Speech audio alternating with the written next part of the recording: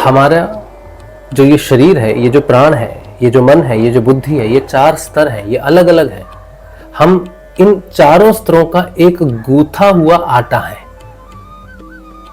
शरीर, प्राण, मन और बुद्धि एक साथ जब गोथ दिए जाते हैं तब जो रिजल्ट निकलता है वो है भौतिक मानव। इसी भौतिक मानव के इसी गुथे हुए आटे को अलग करना और इसका वो स्वरूप जो सत्य, चित्त और आनंद है, उस स्वरूप को प्रकट करना, ये गुरु का काम है। ये स्कूल में नहीं हो सकता, विश्वविद्यालय में नहीं हो सकता। किसी एक इनलाइटेंड व्यक्ति क्या है, कौन है? इनलाइटनमेंट जिसे हो जाए, हम किसी व्यक्ति को कहते हैं कि ये इनलाइटेंड है। इनलाइटेंड का मतलब क्या है? ये आवश्यक नहीं है कि जो इनलाइटेड है वो आत्म रूप से जागरूक भी हो, आत्मा की सत्ता को मानता भी हो। बुद्ध ने कभी आत्मा की सत्ता को नहीं माना। बुद्ध ने पुनर्जन्म को माना, इनलाइटनमेंट को माना, इसीलिए उसे बुद्ध कहा गया। लेकिन बुद्ध ने आत्मा के अस्तित्व को नहीं माना। कोई गुरु है आपका, वो आपकी समस्याओं का समाधान कर रहा है, लेकिन आत्मा जागृत नहीं कर रही, वो सही रास्ता नहीं है मनुष्य जीवन के लिए। कोई सिद्धि आत्म जागृति नहीं कर सकती। कोई सिद्धि देने वाला या जिसे सिद्धि प्राप्त हो वो भी अगर उस सिद्धि से आपकी समस्या को समाधान कर रहा है, भौतिक समस्या को, तब भी आत्मा सिद्ध नहीं होती। गुरु वो होना चाहिए जिसे आत्म सिद्धि हो, जिसे योग की सिद्धि हो, जो योगेश्वर हो, जो योग प्रदान कर सकता हो। ऐसे गुरु की शरण में जाना चाहिए। मनुष्य जीवन का एकमात्र लक्ष्य आत्म जागृति है और वो समर्थ सदगुरुदेव के बिना नहीं हो सकती है। ओम श्री गंगाई नाथाय नमः। जय श्री गुरुदेव, जय श्री दादा गुरुदेव। आप सभी का बहुत बहुत स्वागत है आज के इस सत्संग में, इस प्रोग्राम में। मेरा नाम राजशिव है और मैं एक सिद्ध योग साधक हूं। आज का जो ये वीडियो है, इसका जो मुख्य विषय है, यह है स्वयं की जानकारी। हमने स्कूल में जो शिक्षा प्राप्त की या माता पिता से जो शिक्षा प्राप्त की, क्या हमारे जीवन को जीने के लिए वो शिक्षा पर्याप्त है? स्वयं को समझने के लिए, संसार को समझने के लिए स्कूल में जो शिक्षा दी गई है, कॉलेज में जो शिक्षा दी गई है, परिवार में जो शिक्षा दी गई है, क्या वो पर्याप्त है? मेरा प्रश्न है ये आपसे। आखिर क्यों कहा जाता है कि गुरुर ब्रह्मा, गुरुर विष्णु, गुरुर्देवो महेश्वरा, गुरु साक्षात परम ब्रह्म तस्मै श्री गुरुवे नमः? क्यों कहा जाता है? कि वो हमें शिक्षा दे रहे हैं कि हम संसार में आए, किसी कंपटीशन में भाग लें, सबसे आगे निकल जाएं, जीवन में बहुत सफलता प्राप्त करें। क्या इसलिए गुरु परब्रह्म है? क्या जो शिक्षा देने वाला गुरु है, जो स्कूल में है, कॉलेज में है, जो हमें तैयार करता है विश्व के लिए, क्या वो परम ब्रह्म है? क्या आप जब कल को शिक्षक खुद बन जाओगे, स्कूल में पढ़ाओगे, कॉलेज में पढ़ाओगे, तो क्या आप परम ब्रह्म की स्थिति प्राप्त कर लोगे? क्या शिक्षक होना परम ब्रह्म है? अगर नहीं है तो परम ब्रह्म कौन है? गुरु परम ब्रह्म क्यों है? और अगर गुरु परम ब्रह्म नहीं है, शिक्षक परम ब्रह्म नहीं है, तो क्यों नहीं है? कौन सी ऐसी शिक्षा है जो परम ब्रह्म स्वरूप गुरु दे सकता है, लेकिन स्कूल और विद्यालय में पढ़ाने वाला शिक्षक नहीं दे सकता? कौन सी शिक्षा है जो माता पिता भी नहीं दे सकते? उसी शिक्षा के बारे में मैं आपसे बात करना चाहता हूं। संसार बदल रहा है, मानव बदल रहा है, टेक्नोलॉजी बदल गई है। 2000 से पहले जिन बच्चों ने जन्म लिया, हम जैसे लोगों ने जन्म लिया, हमारा जीवन अलग था। सन 2000 के बाद जिन बच्चों ने जन्म लिया, उनका जीवन अलग है। क्यों है? क्या बदल गया संसार में इतना? क्यों बदल गया संसार में इतना? किस बात की हुई है तरक्की? क्यों अलग है आज की पीढ़ी हमारी पीढ़ी से? क्यों अलग है? ये जो अंतर आया ना सन 2000 के बाद, जो अंतर आया ना, ये छोटा अंतर नहीं है। ये अंतर इतना गहरा है कि अगर ये 100 साल और चलता तो इतना गहरा हो जाता कि ये जो श्लोक है, गुरुर ब्रह्मा, गुरुर विष्णु, गुरुर्देवो महेश्वरा, गुरु साक्षात परब्रह्म तस्मै श्री गुरुवे नमः, ये खत्म हो जाता, ये लुप्त हो जाता। तब रह जाती सिर्फ और सिर्फ एक साइंस, भौतिक साइंस, कंप्यूटर, एआई, गूगल। इससे पहले ये जो शताब्दी है ये हमारे लिए बहुत महत्वपूर्ण है। ये महत्वपूर्ण इसलिए है कि हम खुद भी जानें और इस नई पीढ़ी को भी बताएं कि हम कौन हैं, हमारा वास्तविक स्वरूप क्या है, हम मनुष्य हैं तो क्यों हैं। मनुष्य सिर्फ शरीर नहीं है, संबंधों से बंधा हुआ कोई ढांचा नहीं है। अपनी इच्छाओं को, महत्वाकांक्षाओं को पूरा करने के लिए कोई कठपुतली नहीं है किसी की, या अपनी बुद्धि का प्रदर्शन करने के लिए, संसार में सबसे ज्यादा सफल होने के लिए, ये कोई बहुत बड़ा संसार का कोई कंपटीशन में भाग लेने के लिए हमारा जन्म नहीं हुआ है। हमें यह जानना जरूरी है कि आखिर हमारी सच्चाई क्या है, मनुष्य की सच्चाई क्या है, वो गुरु कौन है जो परम ब्रह्म कहलाता है और क्यों कहलाता है। आज का वीडियो आपके लिए महत्वपूर्ण है और आपके बच्चों के लिए भी महत्वपूर्ण है, आपके सभी परिवार के लिए महत्वपूर्ण है। हमारा जो ये शरीर है, ये जो प्राण है, ये जो मन है, ये जो बुद्धि है, ये 4 स्तर हैं, ये अलग अलग हैं। हम इन चारों स्तरों का एक गूथा हुआ आटा है। शरीर, प्राण, मन और बुद्धि एक साथ जब गोथ दिए जाते हैं तब जो रिजल्ट निकलता है वो है भौतिक मानव। इसी भौतिक मानव के इसी गुथे हुए आटे को अलग करना और इसका वो स्वरूप जो सत्य, चित्त और आनंद है, उस स्वरूप को प्रकट करना, ये गुरु का काम है। ये स्कूल में नहीं हो सकता, विश्वविद्यालय में नहीं हो सकता किसी। ये तो वही कर सकता है जिसने इस शरीर की संरचना की है, जो इस शरीर की संरचना को समझता है वही समझा सकता है, और जो ये समझा सकता है उसी गुरु को परम ब्रह्म कहा गया है। और अगर हमें अपने इन शरीरों को समझना है जो 7 प्रकार के कोशों से बना हुआ है, अन्नमय कोश, प्राणमय कोश, मनोमय कोश, विज्ञानमय कोश, आनंदमय कोश, चित्तमय कोश और सत्यमय कोश, ये हमारे ही आवरण है। इन्हीं की पूर्ण यात्रा मनुष्य जीवन का उद्देश्य है। जीवन में भौतिक रूप से पूर्ण सफल होना मनुष्य का उद्देश्य नहीं है।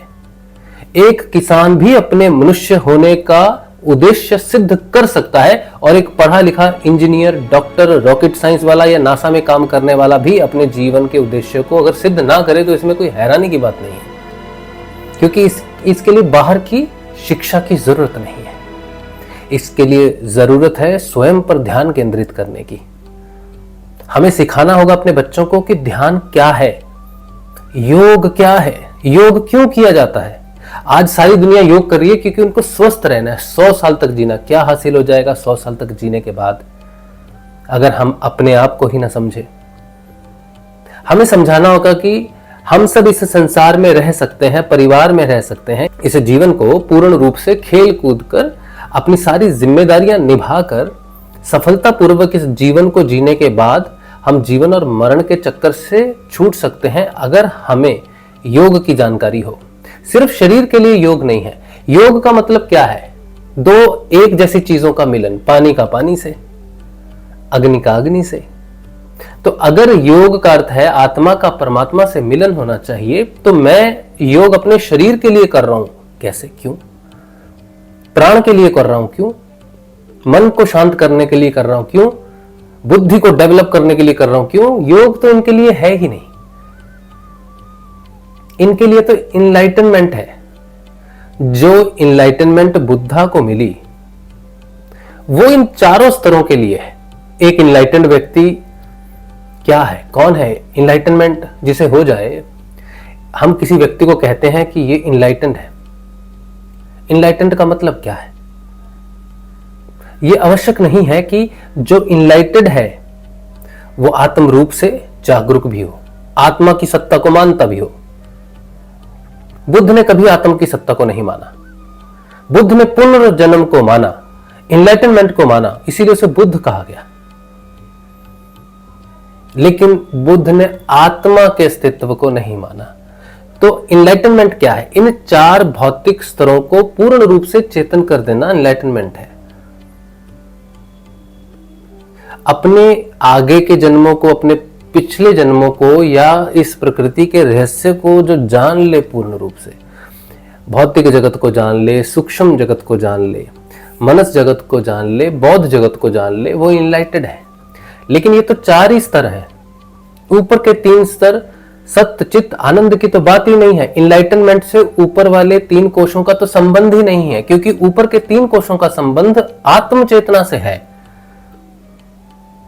और आत्मा इनलाइटन नहीं करती।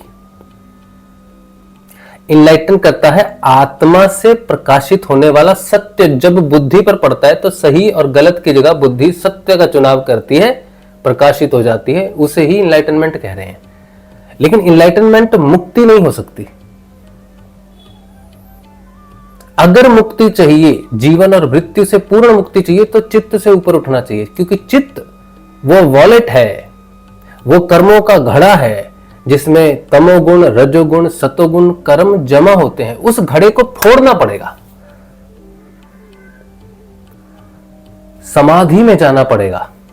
सबीज समाधि, निर्बीज समाधि में जाकर अपने उसे चित्त के घड़े को पार करना होगा, सत्य स्वरूप में सिद्ध होना पड़ेगा। इसीलिए तो सत्य सबसे ऊपर है, चित्त नीचे है।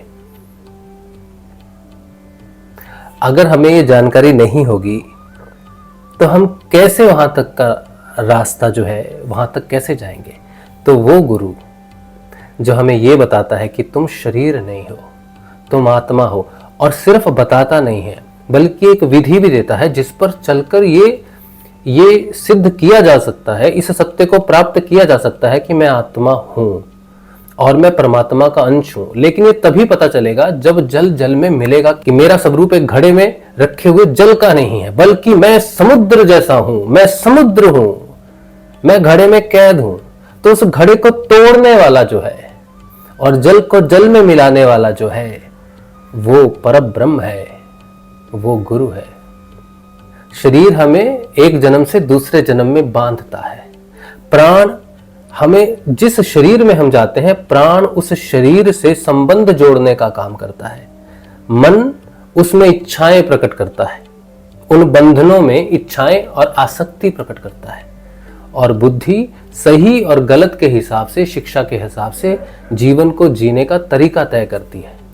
अगर हम आसक्ति से ऊपर उठ जाएं, सब चीजों में रहें, संसार में रहें, परिवार में रहें, बंधुत्व में रहें, हमारी शादी हो, बच्चे हो, सब कुछ हो, हमारा सबसे प्रेम हो, सबसे बंधुत्व होने के नाते हम संसार से जुड़े हुए हैं। सिर्फ परिवार से नहीं बल्कि अपने मोहल्ले से जुड़े हुए हैं, अपने राज्य से जुड़े, अपने देश से और पूरे विश्व से हम जुड़े हैं, प्राण के माध्यम से जुड़े हैं। उन प्राणों में अगर किसी भी प्रकार की आसक्ति ना रहे तो वो मुक्त है। वो सारे संसार में सारा संसार का होके भी मुक्त है। जो जीवन में जब स्वतंत्र हो जाएगा वो मुक्त हो जाएगा, मरने के बाद कोई मुक्ति नहीं है। तो ये शिक्षा जो है ये बच्चों को बहुत आवश्यक शिक्षा है कि बच्चों, गुरु का महत्व है। और सभी गुरु झोला छाप नहीं होते। कलयुग के गुण दोष के कारण बहुत सारे लोग गुरु बनकर बैठ गए हैं, क्योंकि गुरु की पहचान नहीं है लोगों को। वो गुरु जो तुम्हें योग प्रदान कर सके, आत्मा रूप में जगा के आत्मा और परमात्मा का योग सिद्ध कर सके, वो गुरु है। स्कूल और कॉलेज में शिक्षा देने वाला सिर्फ हमारी बुद्धि को ट्रेन कर सकता है, हमें सभ्य व्यक्ति बना सकता है, लेकिन आत्म रूप में प्रकट नहीं कर सकता। कोई धर्म गुरु हमें धर्म के बारे में शिक्षा दे सकता है, जो हिंदू, मुस्लिम, सिख, ईसाई इन धर्मों से जुड़ा हुआ होगा, इन्हीं धर्मों की शिक्षा दे सकता है। लेकिन जो आत्मा जगाने वाला होगा वो बंधनों को तोड़ेगा, बांधेगा नहीं। वो ना हिंदू होगा, ना मुस्लिम होगा, ना सिख होगा, ना ईसाई होगा, वो आत्मा की बात करेगा, वो ध्यान की, वो योग की बात करेगा, वो तुम्हें जगाने की बात करेगा। अगर तुम अभी ना जागे तो आने वाले 70-80 सालों में ये दूरी इतनी ज्यादा बढ़ जाएगी कि वो जो गैप, वो जो अंतर है गुरु में और मनुष्य में, वो इतना बढ़ जाएगा कि उसे पूरा नहीं किया जा सकता। चमत्कार से आत्मा सिद्ध नहीं होती, कामनाओं से, इच्छाओं से, पूर्ति से आत्मा सिद्ध नहीं होती। कोई गुरु है आपका, वो आपकी समस्याओं का समाधान कर रहा है, लेकिन आत्मा जागृत नहीं कर रही, वो सही रास्ता नहीं है मनुष्य जीवन के लिए। कोई सिद्धि आत्म जागृति नहीं कर सकती। कोई सिद्धि देने वाला या जिसे सिद्धि प्राप्त हो वो भी अगर उस सिद्धि से आपकी समस्या को समाधान कर रहा है, भौतिक समस्या को, तब भी आत्मा सिद्ध नहीं होती। गुरु वो होना चाहिए जिसे आत्म सिद्धि हो, जिसे योग की सिद्धि हो, जो योगेश्वर हो, जो योग प्रदान कर सकता हो। ऐसे गुरु की शरण में जाना चाहिए। मनुष्य जीवन का एकमात्र लक्ष्य आत्म जागृति है और वो समर्थ सदगुरुदेव के बिना नहीं हो सकती है।